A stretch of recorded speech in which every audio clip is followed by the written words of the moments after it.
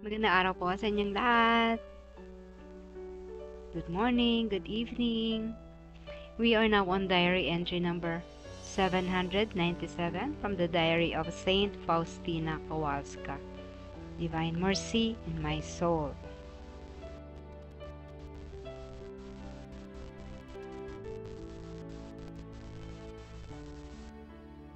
Alright, so from the diary entry number 797, when I was somewhat overcome by the fear that I was to be outside the community for so long a time alone, Jesus said to me, "You will not be alone, because I am with you always and everywhere." Near to my heart, fear nothing. I myself am the cause of your departure.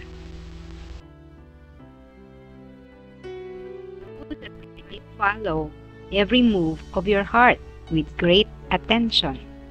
I am bringing you into seclusion so that I myself may form your heart according to my future plans. What are you afraid of? If you are with me, who will dare touch you? Nevertheless, I am very pleased that you confide your fears to me. My daughter, speak to me about everything in a completely simple and human way. By this, you will give me great joy. I understand you because I am God-man. This simple language of your heart is more pleasing to me than the hymns composed in my honor.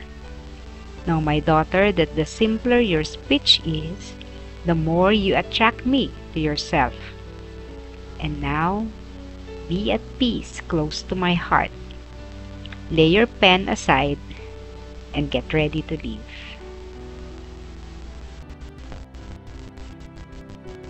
Parang nanaig sa akin ang takot na manatili ako sa labas ng kumbento ng mahabang panahon. Sinabi sa akin ni Jesus, "Hindi ka mag-iisa, sapagkat palagi akong sasa iyo maging kahit saan. Hanggat malapit ka sa aking puso, wala kang dapat ipangamba. Ako mismo ang dahilan ng iyong paglisan. Dapat mong malaman na ang aking mga mata ay palaging nasabay sa bawat galaw ng iyong puso. Inilalayo at itinatago kita upang ako mismo ang maghuhubog sa iyong puso ayon sa aking mga plano sa hinaharap. Ano ang ikinatatakot mo? Kung sumasa akin ka, sino ang mangangahas na galawin ka? Gayunpaman, nalulugod ako na nagsasabi ka sa akin ng iyong mga takot, aking anak. Sabihin mo sa akin ang lahat sa isang buo, simple at makataong paraan. Kung ito, bibigyan mo ako ng kagalakan. Naunawaan kita sapagkat ako ay Diyos na naging tao. Ang simpleng pangungusap ng iyong puso ay mas nakalulugod sa akin nang higit pa sa mga musikang ginawa para sa aking karangalan. Aking anak, mas simple ang iyong pangungusap, mas lalo akong napapalapit sa iyo. Ngayon, pumanatag ka ng malapit sa aking puso. Ibaba mo muna ang iyong panulat at maghanda sa paglisan." Faustina was filled with fear. Tatakot siya. Kasi lalabas siya ng kumbento. Hindi ko na-check if this would be the first time na lalabas siya ng ganong katagal. But if this was the first time na lalabas siya, syempre, parang nasanay na siya sa loob ng kumbento. Binubuli man siya or di ba niya nakakasundo yung mga madre. Okay na siya parang at home na siya. So, parang, alam mo yung lilipat ka ng bahay, aalis kayo, mag-move out kayo. May ganong kang takot. Sino yung makasalamuha mo doon? Anong mangyayari mo doon? Ito yung mga pagbabago or changes sa buhay natin na minsan hindi tayo handa. Ako, very ano ako dyan sa changes. So, kahit saan ako dalhin, kahit saan ako mapunta, mapadpad, wala pong problema sa akin. Kumbaga, ako'y isang buto na ihahagis kung saan, doon ako tutubo. So, medyo nasanay ako ng parang nomadic life, no? Yung paikot-ikot, paiba-iba ng lugar, no? Kasi I would be assigned sa aking dating trabaho, no? Kung saan ako na-assign. Hanggang doon sa, actually, nagkapamilya na nga ako, may mga anak na ako. Yung pinakahuli ko, dala-dala ko talaga yung mga bata I was assigned in Mindanao for 3 years. So, doon sila nag-aral. Natuto rin silang magbisaya. Kaya lang, ayun, hindi na nila alam. No? I'm used to that. Pero with other people na hindi sanay sa ganon, talagang yung meron kang fear, ano mangyayari sa akin? May mga mabubuting tao ba doon sa palibot ko, no? Magsisimula ka uli kasing makipagkaibigan. Magsisimula ka makipag-usap sa mga bagong tao, mag-establish ka ng trust, no? Mapapagkatiwalaan mo bang mga tao, ganon.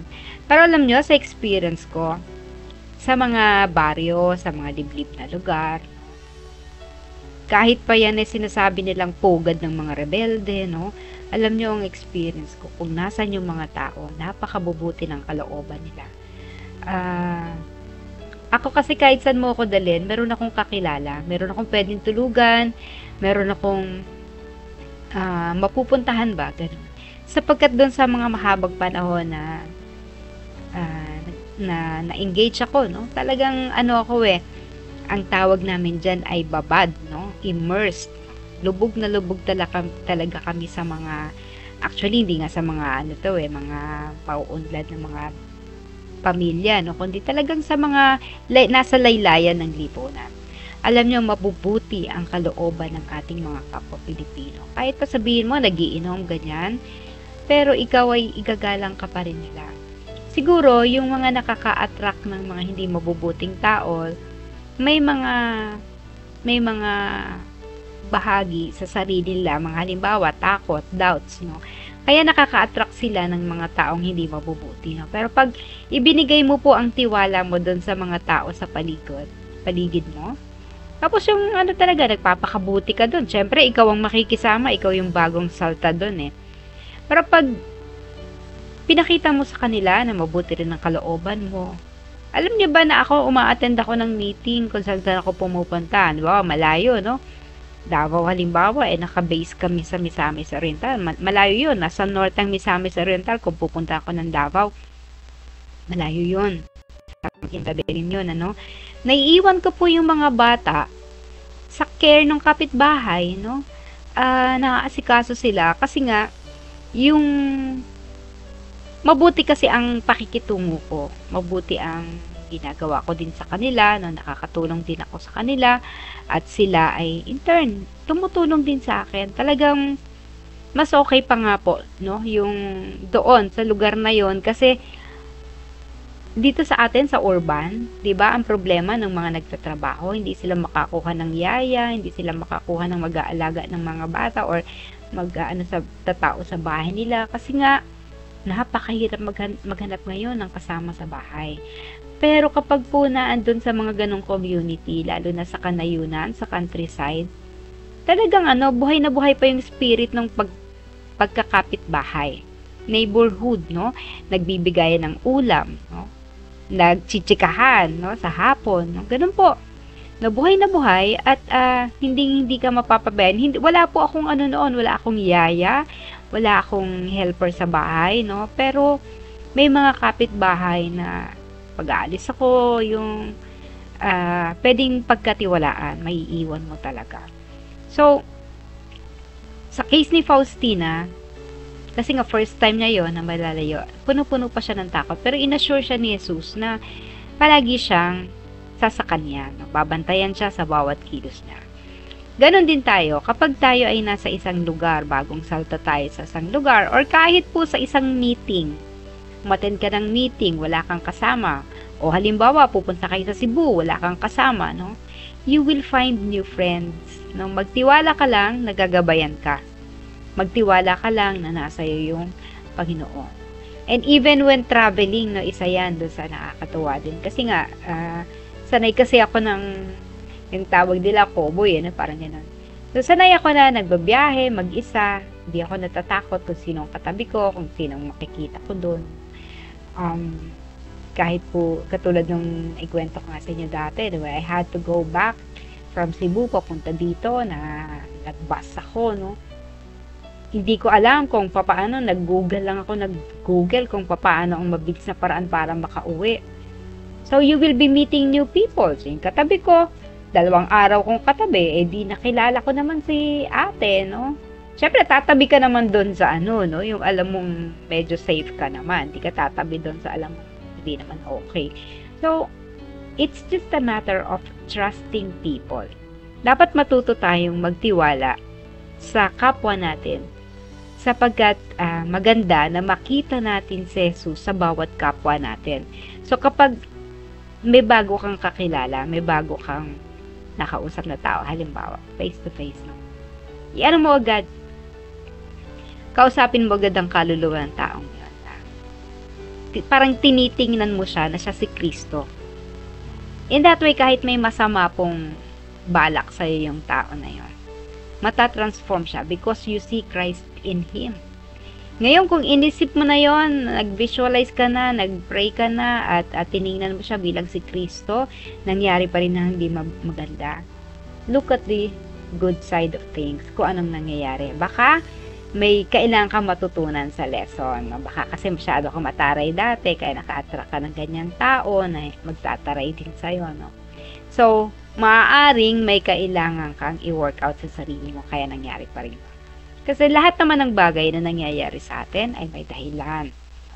So, kung hindi nangyari, despite your visualization na magiging mabuti ang kausap mo, ang katabi mo, kakaroon ka ng mga bagong kaibigan, no? Look for the lessons. And when you are able to learn the lessons, kapag natutunan mo na yung aral noon, tapos na po, no? Bawat makakasalamuha mong tao, magiging okay ka na.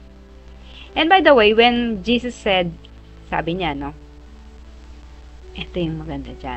Sabi ni Jesus, nilalagay kita sa seclusion. I am bringing you into seclusion so that I myself will form your heart. Parang ermitanya, no? Alam niyo, walang disturbance doon. Walang nakakaabala. So that when they pray, it is only between that hermit and God. Ganun po sila. Kasi wala silang distraction ni cellphone nga. Kung meron man sila, no? Patay yan. No? They would pray. Just pray and be with the Lord. So, mabilis actually po ang spiritual growth ng mga nag-hermit, ng mga nagiging hermit, no? Kasi nga, they are devoting their time, their life to the Lord. Kaya mas mabilis yung connection nila sa Diyos. And when they also pray, ang bilis din ng manifestation ng prayers nila. Ang bilis ng granting. Kasi detached na sila. Kapag nag-pray sila, Lord, kailangan pong maipagawa ito kasi ganyan. Because they are detached to what they are praying for. Ang bilis ng manifestation. Funds will come. Hindi mo malaman kung paano. No? Kaya, yun ang tinuturo ni Jesus. Huwag kang mag-alala. Kaya kita nila dinala dyan. O baka sinasabi din dyan sa'yo ni Jesus, anak, kaya kita inilagay dyan sa kwartong yan nung may COVID ka at ikaw lang ang walang makabisita sa'yo, no? Kaya kita inilagay dyan para masolo kita.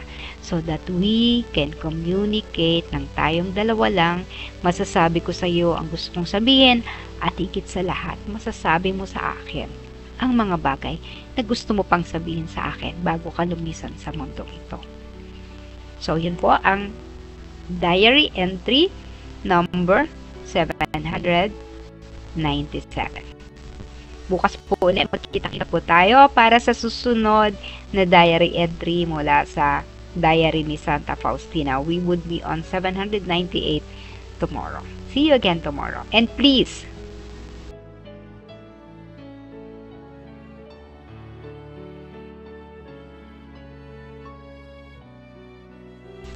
Fount of Mercy channel.